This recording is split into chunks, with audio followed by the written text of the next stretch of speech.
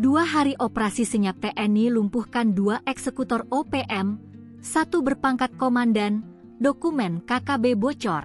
Operasi senyap Satgas Gabungan TNI kembali membendung gerakan kelompok kriminal bersenjata, KKB, Organisasi Papua Merdeka, OPM, di Kabupaten Puncak, Papua Tengah.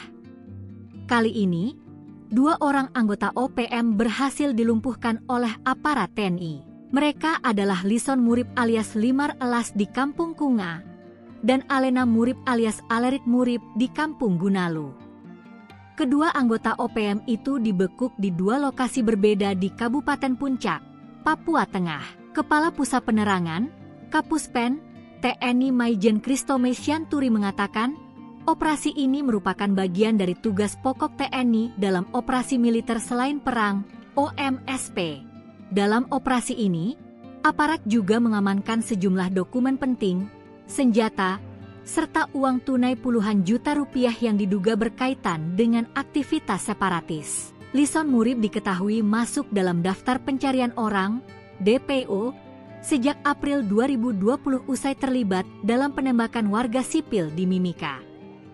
Pada 2021, ia menjabat sebagai Komandan Batalion Kunga dan memperkuat struktur bersenjata OPM di Kabupaten Puncak. Dari lokasi operasi di Kampung Kunga, aparat menyita sejumlah barang bukti, antara lain uang tunai jutaan rupiah, 5 unit telepon seluler, 1 unit handy talkie, teropong, senjata tajam, amunisi kaliber 5,56 mm, serta dokumen dan barang pribadi lain yang menunjukkan keterlibatan dengan jaringan separatis. Sementara dari lokasi di Kampung Gunalu, TNI menemukan uang tunai puluhan juta rupiah, 4 magazin, amunisi kaliber 7,62 mm dan 5,56 mm, bendera bintang kejora, cap stempel TPNPB, serta dokumen berisi permintaan dana. Aparat juga menemukan perlengkapan komunikasi dan logistik yang dinilai memperkuat dugaan adanya aliran dana ilegal